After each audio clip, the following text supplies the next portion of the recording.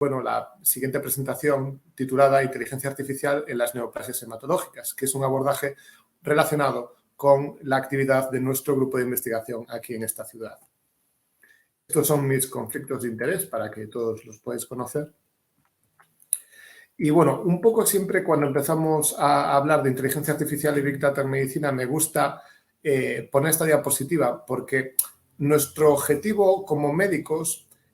a la hora de la implementación de la inteligencia artificial y el Big Data sería crear un sistema que fuese muy parecido a aquel en el que cada decisión médica fuese optimizada con el consejo de los mejores especialistas de cada área. Obviamente, imaginarse esto en un sistema sanitario como el nuestro, como el vuestro, es imposible, porque uno no puede tomar siempre las decisiones más óptimas para los pacientes porque no somos conocedores de todo el conocimiento científico existente. Pero, en el fondo, los objetivos de la inteligencia artificial en este campo pasan porque el conocimiento contenido en las decisiones tomadas por un gran número de pacientes y los resultados que esas mismas decisiones han tenido sobre millones de cursos evolutivos de pacientes puedan aportar información de cara al tratamiento de un nuevo individuo.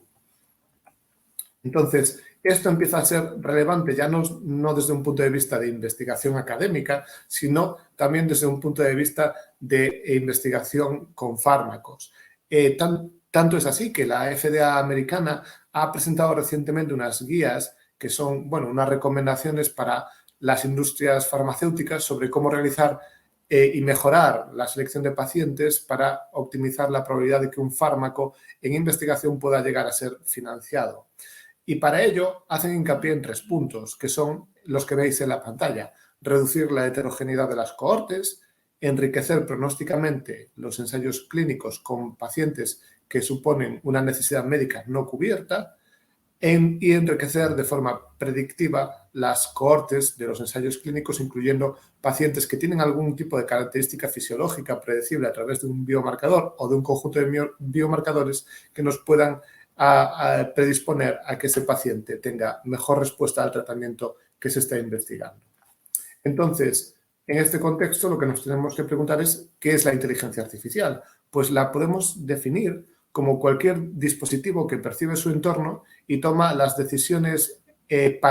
dirigidas a maximizar la probabilidad de alcanzar el objetivo que nosotros definimos como necesidad para predecir desde un punto de vista clínico. Se refieren estos sistemas habitualmente a entidades que simulan tareas cognitivas humanas como el aprendizaje y la solución de problemas. Y dentro de lo que es la inteligencia artificial, el campo más desarrollado y más conocido es el aprendizaje automático o machine learning en inglés, que no deja de ser una rama para desarrollar algoritmos orientados a la creación de modelos predictivos que no requieren instrucciones previas ni intervención humana directa. Son modelos que aprenden con la experiencia, que aprenden con más y más datos, con más y más pacientes y cada vez son más precisos porque cada vez ven más partes de la realidad y son capaces de tomar decisiones, buscar patrones e inferir esos patrones en nuevos conjuntos de datos. La perspectiva actual del aprendizaje automático queda resumida positiva. Existen 2 grandes campos que son relevantes y de los que hablaremos más pormenorizadamente, que son el aprendizaje supervisado y el aprendizaje no supervisado, y luego otro campo, que es aquel relacionado con el aprendizaje por refuerzo autónomo, que actualmente tiene un desarrollo más potente en el campo de la robótica, en las decisiones en tiempo real, en el gaming, etcétera, etcétera. Así que no lo vamos a comentar mucho en esta presentación. Sin embargo, sí que es importante que tengamos una idea de lo que diferencia el aprendizaje supervisado del aprendizaje no supervisado. En el aprendizaje no supervisado carecemos de un etiquetado o labeling de aquello que queremos predecir. Simplemente se refiere a las situaciones en las que tenemos unos grandes conjuntos de datos, pero desconocemos cómo los pacientes se agrupan según ese conjunto de datos pronósticos. Sin embargo, en el aprendizaje supervisado es la situación contraria, en la que nosotros tenemos claramente una variable que regresar o un etiquetado que clasificar. Podemos hablar, por ejemplo, de diagnóstico y diferenciar, por ejemplo, un linfoma B difuso de células grandes de un linfoma folicular como un objetivo de clasificación o regresar la supervivencia y poder predecir para un nuevo paciente cuánto tiempo va a vivir o cuánto tiempo se va a mantener en remisión de la patología con un tratamiento determinado. Habiendo explicado esto, es cierto que dentro de estos dos grupos existe una multitud de algoritmos desarrollados y todos esos algoritmos tienen mayor o menor precisión para predecir los resultados que nosotros queremos desde un punto de vista médico. Sin embargo, sí que es posible desde un punto de vista matemático cohesionar todos esos algoritmos y conseguir desarrollar metamodelos basados en modelos individuales que son capaces de tomar lo mejor de cada uno de los modelos individuales y, por lo tanto, funcionar de forma más óptima, teniendo en cuenta los inputs de las diferentes herramientas de inteligencia artificial que tenemos a nuestra disposición. Y esto va a redundar en situaciones como las que podéis ver en esta diapositiva. Estos son dos trabajos reales pensados para la estratificación de riesgo de pacientes con leucemia linfocítica crónica en el lado izquierdo de la pantalla y leucemia mieloblástica aguda en el lado derecho de la pantalla. Veréis que, al contrario de los modelos pronósticos rígidos que estamos acostumbrados a manejar, en los que existen unos grupos cerrados y que las clasificaciones se basan en suma de puntos muy bien definida, en este caso la predicción no se hace de esta manera, sino que en este caso lo que se hace es una predicción individualizada de riesgo para cada paciente y con esa predicción individualizada basada en un modelo de regresión, lo que conseguimos es que cada variable tenga un valor ponderado al contexto del paciente, de tal manera que en un caso particular la mutación en P53 de una leucemia puede tener un pronóstico mucho más desfavorable que en otro, en el que se puede ver influenciada por la presencia de factores de buen pronóstico relacionados con otras variables.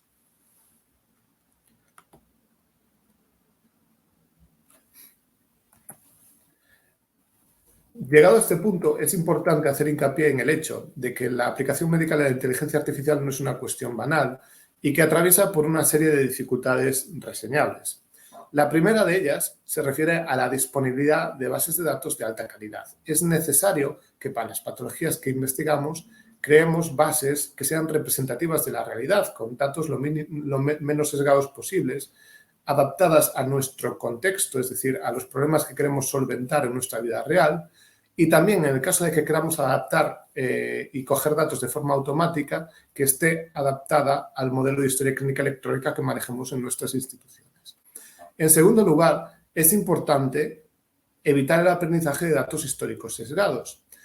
Y esto puede producirse en países donde algunos pacientes o algunos grupos de investigación se mueven solo en entornos de seguros privados y carecen de suficiente información sobre diferentes etnias poblacionales, o si tomamos datos de centros académicos que tienden a tratar un grupo de pacientes con unas características tal vez de un pronóstico más adverso, y los pacientes de mejor pronóstico se quedan fuera en los hospitales más comunitarios.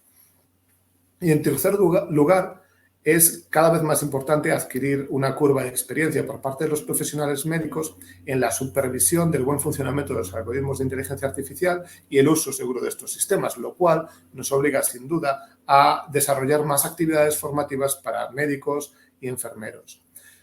Y en segundo lugar, es también muy importante aumentar nuestro conocimiento sobre cómo se regulan estos sistemas y también definir por parte de las instituciones sanitarias las rutas por las que estos sistemas de apoyo a la decisión médica basados en inteligencia artificial pueden llegar a ser financiados e incorporados en los sistemas sanitarios. Ahora voy a comentaros una serie de experiencias que tenemos desde nuestro grupo de investigación en colaboración con grupos principalmente de España para poder poner a disposición de los facultativos de hematología herramientas de inteligencia artificial que puedan ayudar a la toma de decisión médica. El primero se refiere a la mejora de la identificación de grupos de riesgo en pacientes con mieloma múltiple, que fue un proyecto que se desarrolló con el Grupo Español de Mieloma. Como todos vosotros sabéis, la estratificación de riesgo en el mieloma múltiple sigue siendo subóptima y, de hecho,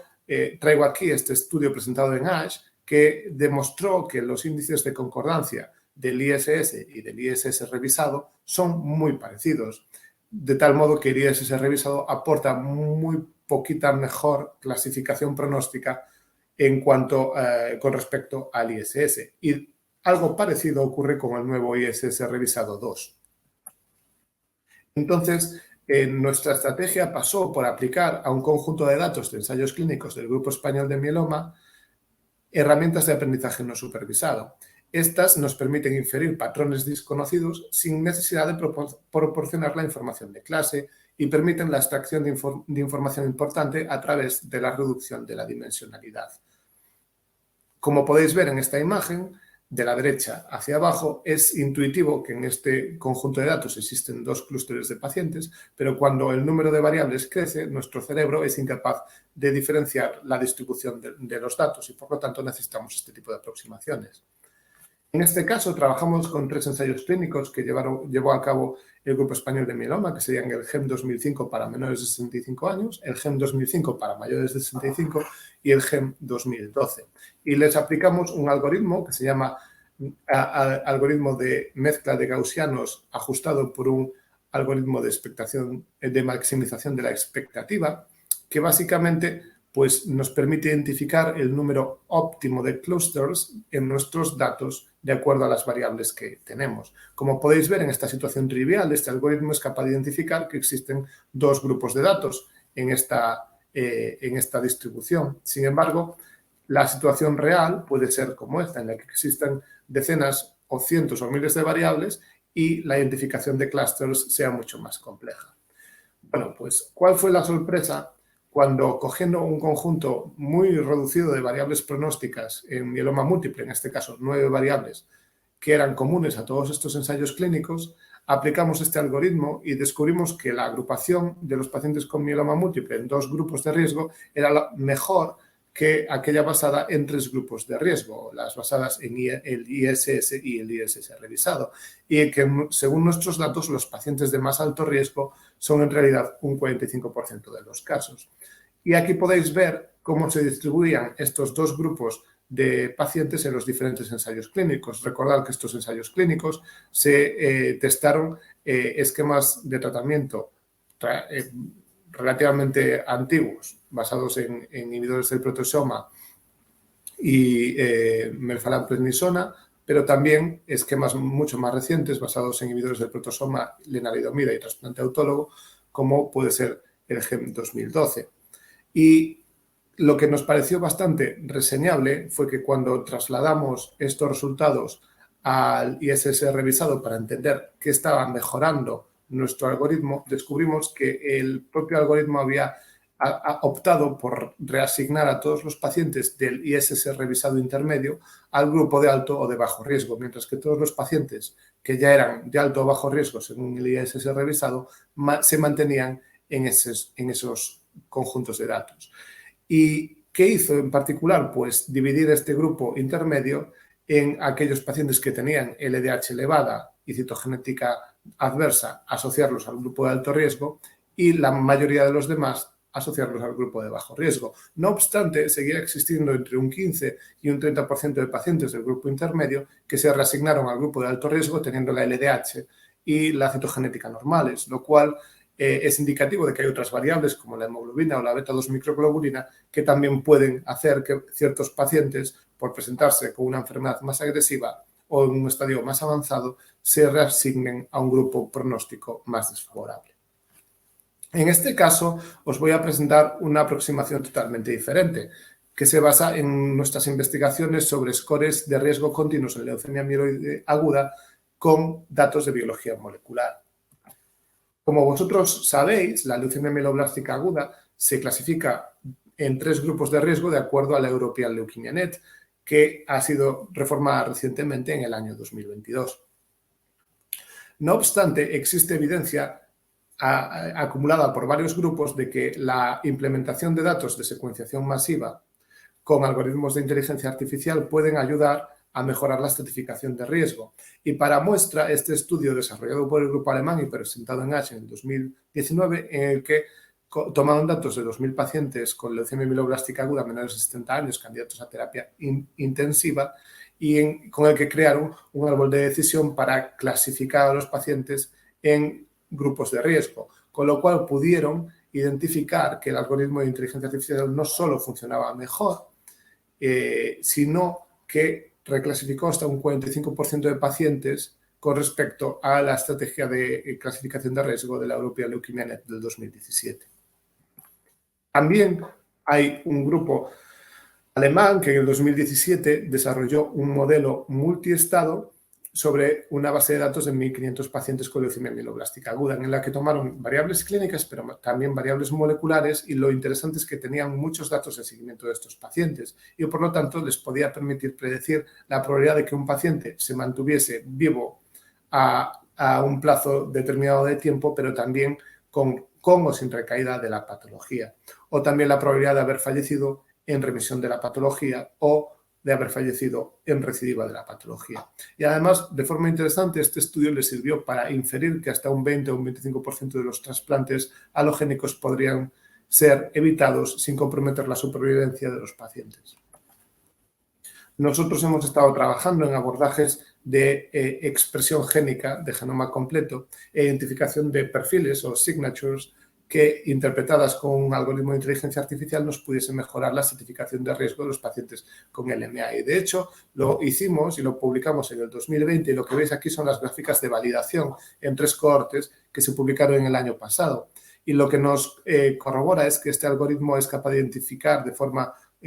concordante diferentes grupos de riesgo en pacientes con leucemia mieloblástica aguda con características basales muy diferentes. A la izquierda tenéis el ejemplo en la cohorte BIT y AML, que son pacientes con candidatos y no candidatos a trasplante alogénico, mientras que en el centro los pacientes del ensayo AMLCG 2008 sí que eran pacientes FIT, candidatos a terapia intensiva, y a la derecha el Target AML se centra en pacientes de características pediátricas. Y lo llamativo, como podéis ver en las 2 gráficas de la izquierda, es que este algoritmo, representado por la curva negra, alcanzó una área bajo la curva, es decir, una precisión muy superior con respecto a la clasificación de la Red Europea de Leucemia 2017. Sin embargo, la inteligencia artificial no tiene por qué centrarse solo en datos complejos, y, de hecho, aquí quiero traeros 2 ejemplos de la belleza de lo simple, como lo llamo yo, que son 2 estudios que hemos realizado en colaboración con grupos españoles para mejorar la estratificación de riesgo en mielofibrosis y síndrome mielodisplásico y superar o llegar a aproximarnos a los scores pronósticos basados en mutaciones. En el primero de los casos, hicimos una colaboración con el Grupo Español de Mielofibrosis, que ha recogido datos de 1.600 pacientes tratados en España con esta patología. Y lo que pudimos construir con esa cohorte de pacientes fue un modelo de aprendizaje automático basado en 8 variables muy simples y que son accesibles para cualquier hematólogo en casi cualquier parte del mundo, como sería la edad del paciente al diagnóstico, la hemoglobina, el recuento de plaquetas y de leucocitos, la presencia de blastos en sangre periférica, el género del paciente, la presencia de síntomas constitucionales y cuadro leucoeritroblástico. Como podéis ver, este algoritmo alcanzó un índice de concordancia de 0,75 para la predicción de la supervivencia global. Esto fue claramente superior tanto al IPSS, que es el estándar de estratificación pronóstica en mielofibrosis, como al MAESEC-PM en mielofibrosis secundaria, y además en el grupo de pacientes en los que teníamos datos moleculares suficientes también fue superior al impacto del MIP70 o de otras variables citogenéticas de alto riesgo definidas en esta patología previamente. Y como podéis ver, dividiendo a los pacientes en grupos equilibrados de riesgo, podemos ver cómo los pacientes migran del IPSS a los diferentes estratos de riesgo de este score. Y podemos concluir que el algoritmo reasigna casi un 50% de pacientes a un estrato de riesgo diferente, lo cual afecta principalmente a aquellos pacientes que clasificamos como intermedios, pero sin embargo existe hasta un 12% de pacientes que el IPSS reconoce como de alto riesgo, que realmente se deberían de reclasificar a un grupo de menor riesgo, lo cual puede tener notables diferencias en su manejo. Este score está publicado en EMASFIR este año y la calculadora está disponible para todos vosotros para que la podáis utilizar. Por otro lado, sabéis que cada vez se habla más del impacto de la molecular en la estratificación de riesgo de pacientes con síndromes mielodisplásicos y se ha convertido en muy popular el IPSS molecular, que es un score que integra la información clínica junto con mutaciones somáticas en 31 genes, pudiendo dividir a los pacientes en 6 grupos de riesgo diferente y mejorando el IPSS revisado. Sin embargo, este score es por sí complejo de implementar en un centro académico de un país del primer mundo. Como no, es casi imposible implementarlo en países fuera de nuestro entorno y, por lo tanto, es necesario estrategias de estratificación de riesgo más accesibles para limitar la desigualdad en el acceso al pronóstico de los pacientes. De esta manera, trabajando con el Grupo Español de SMD, extraímos datos de 7.500 pacientes diagnosticados y seguidos con esta patología aquí en España, con lo cual se pudo construir un modelo de inteligencia artificial que tiene en cuenta también 8 variables bastante sencillas, como sería la edad del paciente, su género, la presencia de blastos en médula ósea, el porcentaje en particular en este caso, el recuento de hemoglobina, plaquetas y leucocitos, el porcentaje de neutrófilos y el grupo citogenético según el IPSS revisado. Y, como podéis ver en las gráficas, el algoritmo resultó muy bueno a la hora de predecir la supervivencia global de los pacientes, alcanzando un índice de concordancia de 0,76, lo cual fue claramente superior al IPSS revisado y también al IPSS revisado ajustado por edad. Y, de hecho, recientemente hemos podido corroborar que es también mejor que el IPSS revisado en pacientes diagnosticados con leucemia mielomonocítica crónica y también funciona al menos tan bien como el IPSS molecular para la predicción de la supervivencia global. Este score, como podéis ver en este caso, reasigna al 60% de pacientes a un grupo de riesgo distinto y él lo hace principalmente de nuevo en los pacientes que se quedan en los grupos de riesgo intermedio o bajo, pero sin embargo a todos los pacientes que el IPSS revisado, que eran muy poquitos, le asignaba el muy alto riesgo, los mantiene en el grupo de mayor riesgo, como podéis ver en la gráfica. También se están desarrollando trabajos interesantísimos por grupos europeos pensados para estratificar el riesgo de pacientes con situaciones pretumorales o premalignas, como puede ser la leucemia linfocítica crónica estadio Bineta, de cara a poder predecir qué pacientes van a desarrollar una progresión de la patología o algún efecto secundario de la patología, como puede ser una infección mayor. De tal manera que desarrollaron este score pronóstico basado en inteligencia artificial sobre historial clínico electrónico del paciente, que recoge datos previos al diagnóstico y hasta unos meses posteriores al diagnóstico de una LLC en situación asintomática. Y esto actualmente se está testando dentro de un ensayo clínico para la adición de un fármaco que se llama calabrutinib y ver si en efecto se puede reducir la mortalidad y las complicaciones infecciosas en estos pacientes. Otra de las grandes promesas de la inteligencia artificial en el campo de la oncomatología va dirigida a predecir la respuesta a fármacos. Y me gustaría comentaros en este caso este trabajo que hicimos en colaboración con la doctora Mateos de la Universidad de Salamanca,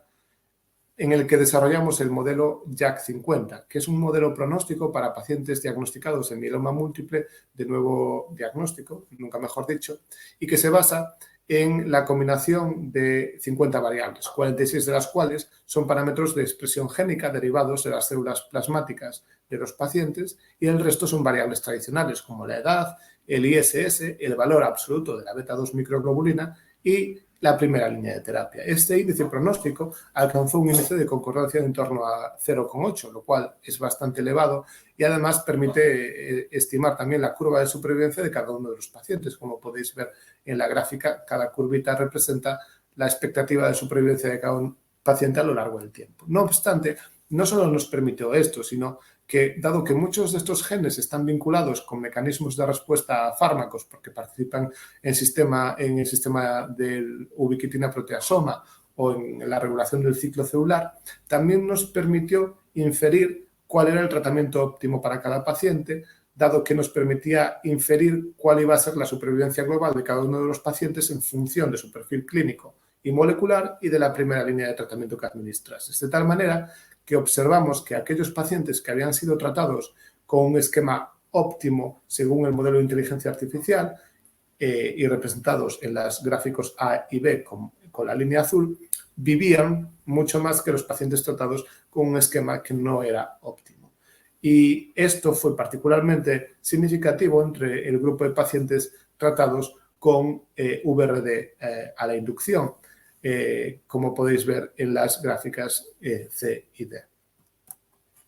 También estamos implementando esta estrategia en pacientes diagnosticados de leucemia mieloblástica aguda y tratados dentro de un ensayo Kiwi en España, que básicamente busca ver si la adición de un inhibidor de FLT3 puede tener algún rol en leucemias agudas sin la mutación de este gen. Y tenemos datos pivotales de que en efecto hay diferencias significativas y que tal vez pudiese diferenciarse qué grupos responden mejor a este fármaco en base a unos resultados que son también biológicamente coherentes y tienen que ver con el plegamiento de la proteína. No obstante, necesitamos más seguimiento y más datos que probablemente tengamos a lo largo de este primer semestre. En cuanto a una perspectiva futura de cómo va a evolucionar el campo de la inteligencia artificial, obviamente, según mi opinión, creo que la obtención de Big Data sobre diferentes áreas del desarrollo de fármacos ayudará mucho a optimizar el desarrollo de estas nuevas terapias. Y lo hará en diferentes campos, no solo en uno. En primer lugar, nos ayudará a mejorar el diseño de fármacos, tanto la estructura molecular como el cribado de estas nuevas moléculas, así como la optimización de proteínas y como los anticuerpos monoclonales que se utilizan de forma rutinaria ahora mismo en la investigación contra el cáncer. En segundo punto, el mejor diseño de los ensayos clínicos. Existen multitud de herramientas para mejorar esto. Tanto el desarrollo de cohortes sintéticas de historiales clínicos electrónicos para poder crear ensayos clínicos en patologías en las que el reclutamiento es muy difícil, o también,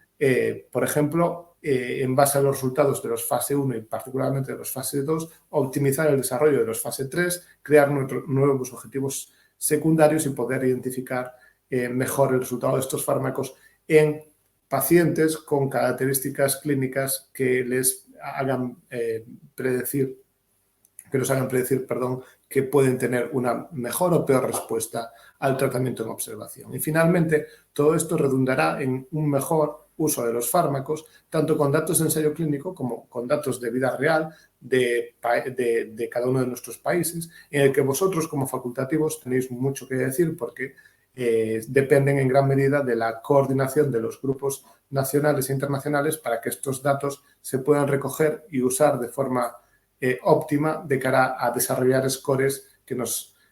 sirvan para guiar el tratamiento de los pacientes con nuevos fármacos. Finalmente, dos puntos más que tocar. Otro de los campos trascendentales donde la inteligencia artificial nos puede proveer de mucha información e información accesible para países que a lo mejor no tienen tanta accesibilidad a otras tecnologías complejas puede ser el análisis de imagen, porque una biopsia o un TAC o un PET-TAC pueden estar accesibles en muchos países y, por lo tanto, esta información de imagen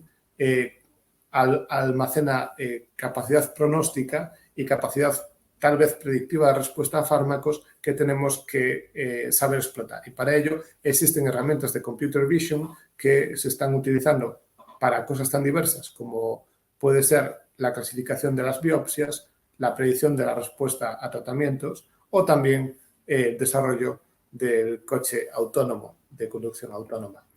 Y finalmente, hacer hincapié en que otro de los campos relevantes va a estar relacionado con el desarrollo de la computación federada, que no es en sí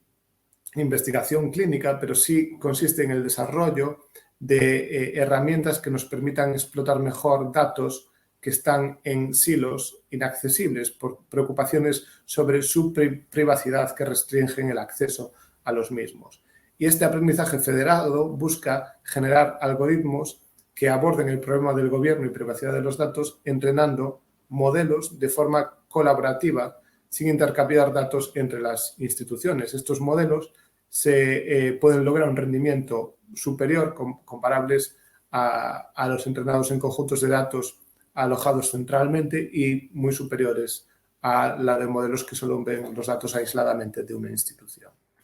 Y obviamente este tipo de herramientas también puede ser utilizado no solo para decidir el tratamiento que se administra a un paciente, sino predecir o monitorizar en tiempo real efectos adversos como puede ser la fibrilación auricular con los inhibidores de la BTK como el ibrutinib o el acalabrutinib. Mi perspectiva personal, para finalizar, es que el aprendizaje automático se está convirtiendo progresivamente en una herramienta para optimizar la información en oncohematología, que la próxima generación de modelos pronósticos incluirá capas de análisis de inteligencia artificial y necesitará actualizaciones periódicas basadas en nuevos datos, que la próxima generación de ensayos clínicos incluirá análisis basados en inteligencia artificial para encontrar firmas predictivas de respuesta, que la próxima generación de medicamentos se está diseñando y optimizando con herramientas de inteligencia artificial y que conducirá a un rápido descubrimiento de compuestos para virtualmente cualquier proteína. También que la evidencia del mundo real se utilizará no solo para confirmar la eficacia de los tratamientos y su seguridad, sino también para desarrollar y validar modelos predictivos. Y en eso tenéis mucho que decir los grupos colaborativos de cada uno de los países. Y finalmente, esto no solo va a suceder en la hematología, sino que está ocurriendo en todos los campos médicos de forma paralela, así que tenemos que estar preparados y, y con ánimo para poder abordar de forma eficaz esta oportunidad basada en las tecnologías digitales. También quisiera dar las gracias siempre a toda la gente que colabora con nosotros y a los grupos colaborativos. No los pongo todos porque no caben en una sola diapositiva, pero en general aquí están representados los más relevantes. Y ahora quedo a vuestra disposición para que me hagáis todas las preguntas que consideréis adecuadas y si no tenemos el tiempo para hablar aquí hoy en este foro, pues podéis contactar conmigo a través de cualquiera de las redes sociales o por mi correo electrónico y siempre estaré dispuesto a resolver vuestras dudas y a establecer colaboraciones con nuestros hermanos de Colombia. Muchísimas gracias por vuestro tiempo.